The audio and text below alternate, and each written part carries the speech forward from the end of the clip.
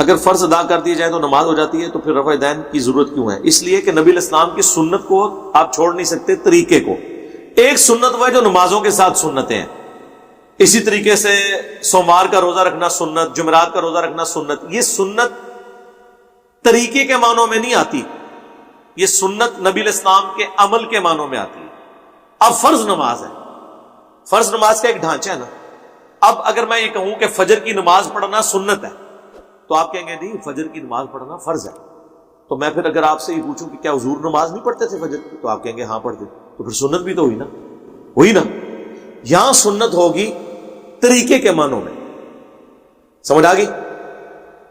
Intensity کی جب بات کریں گے نا، تو پھر فجر کے 2 فرض سنت نہیں ہے، وہ فرض ہے، اور طریقے کی بات کریں گے تو سنت ہے۔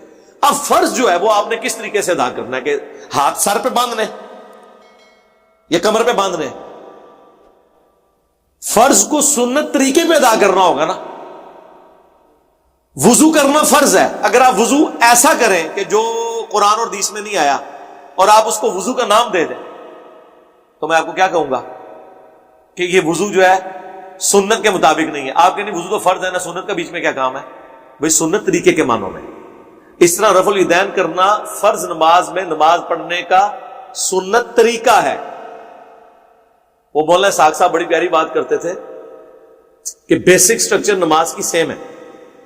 دنیا کا ہر فرقہ نماز میں قیام کرتا ہے، قیام میں سورہ فاتحہ اور سورت ملاتا ہے، رکوع میں جاتا ہے، اس کے بعد رکوع سے سیدھا کھڑا ہوتا ہے، پھر 2 سجدے کرتے ہیں، سب 2 سجدوں کے درمیان بیٹھتے ہیں، 2 رکعتوں کے بعد بیٹھتے ہیں، 4 رکعتوں کے بعد سلام پھیرتے ہیں۔ بیسک سٹرکچر ہر ایک کی سیم ہے، لیکن بیچ میں پھر فرق رفع الیدین کا حنفی شروع والا کرتے ہیں، اور اہل حدیث جو ہے رکوع میں جاتے وقت، رکوع سے اٹھتے وقت اور تیسری رکعت میں اٹھنے کے بعد کرتے ہیں۔ اہل تشیع ہر تکبیر پہ کرتے ہیں، سجدوں میں بھی کرتے ہیں۔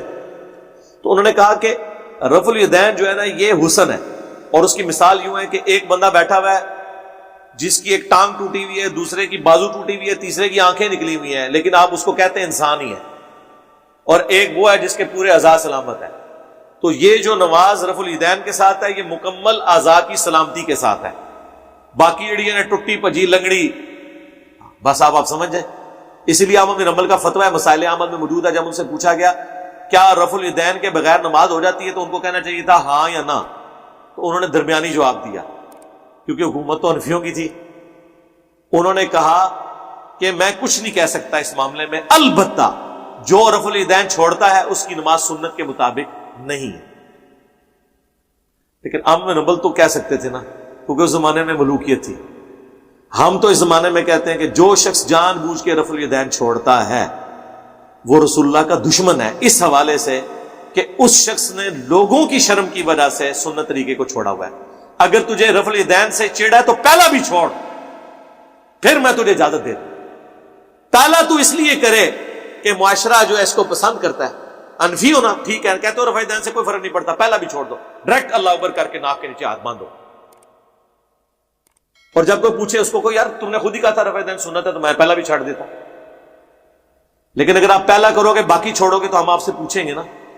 میرے ایک قریبی دوست میرے ساتھ اعتکاف بیٹھے 2007 میں، G10 میں ہم رہتے تھے اسلام آباد میں، تو وہ بریلوی تھے، آہستہ آہستہ وہ ریورٹ ہو کے دیوبندیت کی طرف آئے، کیونکہ میں بھی بیچ میں تبلیغی جماعت میں جانا شروع ہو گیا۔ پھر مجھے جب سمجھ آئی کہ یہ تو وہی ہے، صرف اندر سے سیم ہی ہے دونوں، باہر کے انہوں نے بورڈ لادہ لگائے ہوئے، تو میں نے سنت کے مطابق جب نماز شروع کی، تو وہ جو میرے دوست تھے ان کو ایک دیوبندی عالم نے ایک کتاب دے دی نماز کے طریقے پہ، اور کہا کہ یہ تمہارے جو علی بھائیاں نے گمراہ ہو گئے، نماز کا طریقہ یہ ہے۔ وہ میرے پاس لے کے آیا، میں نے کوئی غصہ نہیں کہا، میں نے وہ کتاب پڑھی۔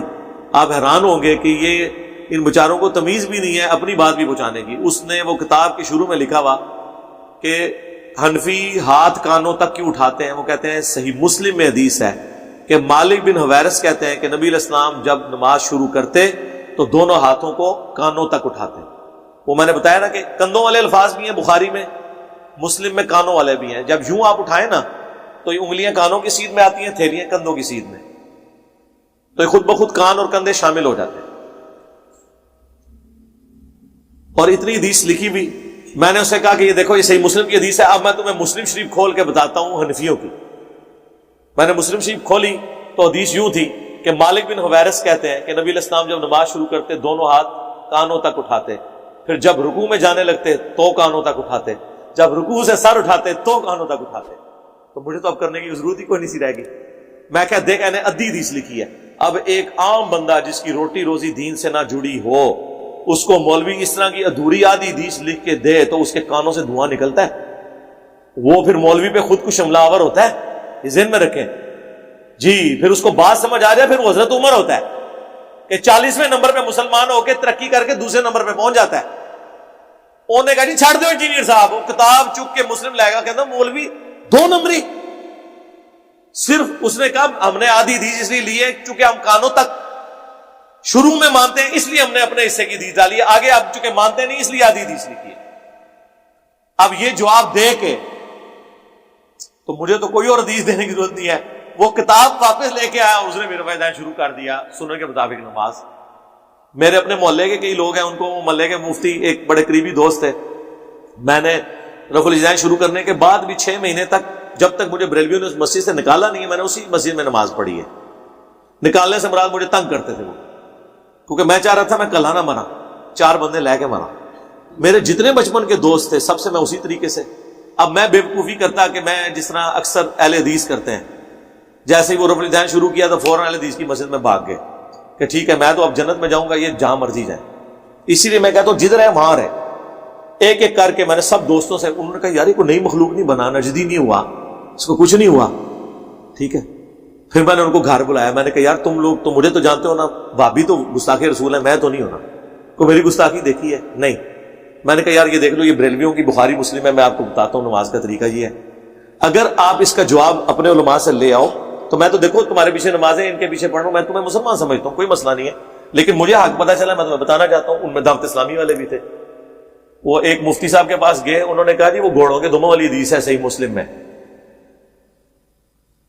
میں نے اسے صحیح مسلم دی، میں نے کہا، انہوں نے تو کہنا ہے، میں اے پھڑ اے لکھی ہے بچ جا کے انہوں نے دکھا. وہ مفتی 25 سال سے وہاں پہ پڑھا رہا تھا. اس نے جب حدیث پڑھی نا، اور اس کے اوپر امام نبوی کا باب تھا کہ سلام پھیرتے وقت جو ہے وہ ہاتھوں کو اٹھانا اور نماز میں سکون کرنے کے معاملے میں، وہ تو سلام پھیرتے وقت صحابہ کرام ایک دوسرے سے ہاتھ بھی ملا لیتے تھے. حدیث جابر بن سمورہ والی، انہوں نے جب پوری پڑھی اس میں اینڈ میں لکھا ہے کہ نبی علیہ السلام نے ہمیں کہا کہ اپنے ہاتھ زانوں پہ ہی رکھو. کوئی گھوڑوں کے دموں والی حدیث ہمیں بتائے نا، ہم بڑے خوش ہوتے ہیں، ہمیں پتا ہوتا ہے اب یہ رفع الیدین شروع کر دے گا. کیونکہ جب وہ پڑھے گا نا کہ تو سلام پھیرتے وقت رفع الیدین تھا، وہ تو چانڈ سے بھی رفع الیدین ہی ہوتا ہے، ہاتھ اٹھانا. اور وہ اس کو پڑھ کے وہ والے رفع الیدین پہ لگا رہے تھے. جب انہوں نے پڑھا، مفتی نے پڑھا نا، وہ بھی حیران ہو گیا، کہتا ہے اچھا ہے بھی کہ لکھا ہے، وہ ہے نا اتنے ہی رہ گیا. علماء یہودی تنا اوس اور خزرج میں ہدایت مل گئی، اس منڈے نے رفع الیدین شروع کرتا. ٹھیک ہے، اس لیے علیحدہ نہیں ہونا جب تک کہ آپ کا اکرام مسلم نہ کرے، آپ نے علیحدہ نہیں ہونا. اور اب اگر اکرام مسلم بھی کوئی کرے نا، کوئی مسئلہ نہیں ہے. ہمارے کئی لوگ ہیں جن کو تحریک لبیک والوں نے تنگ کیا ہے، یہاں فون کیا جی علی بھائی یہ کرتے ہیں. ہم نے کہا کوئی مسئلہ نہیں ہے، ایک اپلیکیشن لکھتے ہیں کہ ایک نان اسٹیٹ ایکٹر تنظیم، ایک کلعدم تنظیم کا نمائندہ مجھے کرتا ہے. وہ تو پولیس والے تو تیار بیٹھے ہیں ان سے پیسے کھانے کے لیے.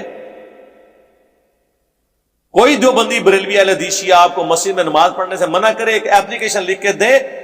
آپ صرف اس کو یہ کہہ بھی دیں کہ میں اپلیکیشن لکھنے لگوں، آندہ وہ آپ کو تنگ بھی نہیں کرے گا. وہ زمانے گئے، یہ اب زمانہ ہے رد الفساد اور ضرب عزب کا. الحمدللہ یہ ہماری قوم اور خصوصاً پاک فوج کی قربانیوں کی وجہ سے بڑے حالات نارملائز ہو گئے ہیں، ورنہ یہ مولوی دہشت گرد تھے.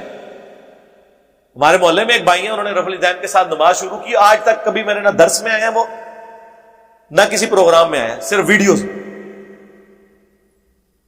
اور وہ کٹر جدی پشتی دیوبندی تھے، اور چونکہ وہ سٹرانگ تھے ان کو وہ کچھ کہہ بھی نہیں سکتے تھے.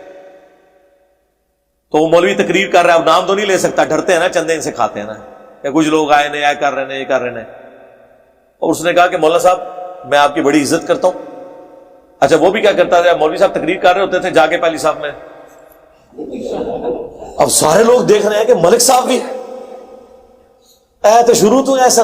تو اب رفع الیدین سے نماز پڑھنا ایک بہت بڑی تبلیغ ہو گئی نا ان کے لیے، پوری عوام کے لیے. تو لوگ کہتے ہیں نا مولوی یار کو کچھ نہیں کچھ کہنا، انہیں پھر تقریر کر چھڑی. کہڑے کرتے ہیں اپنی مسجد جا کے نماز پڑھو. انہیں اسلام پھر کے ان کا حضرت صاحب یہ ساری اپنی مسجد ہے. اپنی مسجد کیڑی ہوندی ہے؟ یا تو اتنے لکھ کے لاؤ نا تسی کہ اتنے صرف تھوڑے فرقے کا بندہ. یہ کون لکھ کے لگا سکتا؟ یہ تو لکھ کے لگاتے ہیں یہاں کا امام جو ہے وہ اس مسلک سے ہوگا, مقتدی کا کہیں نہیں لکھا ہوتا. ہاں پھر اس نے کہا کہ دیکھیں مولانا صاحب میں آپ کی بڑی عزت کرتا ہوں, میں نے آپ سے قرآن پڑھا ہے, آپ میرے استاد ہیں, میں آپ کا اتنا احترام کرتا ہوں کہ میں آپ کے ساتھ کچھ مس بہیو نہیں کروں گا. آئندہ آپ نے حرکت کی تو میں چپ کر کے تھانے میں اپلیکیشن دوں گا, تھانے والے جانے, اور آپ, میں نہیں چاہتا کہ میں آپ کے ساتھ کچھ کروں کیونکہ میں آپ کی عزت بہت کرتا ہوں. تو تھانے والے پکڑیں گے. پھر وہ جب عمرے کے لیے جانے لگے تو وہ مولانا صاحب کو ملنے آئے, کہنے لگا حضرت آپ جا رہے ہیں نا تو مہربانی کریں, وہاں تو آپ مکے مدینے سے اسلام پھیلا نا, وہاں سے آپ فتویٰ لے کے ہیں کہ یہ رفع دین کے ساتھ نماز کا طریقہ ختم ہو چکا ہے, میں چھاڑ دیں گا. تو بڑی حکمت سے معاملات کو ٹیکل کیا جا سکتا ہے.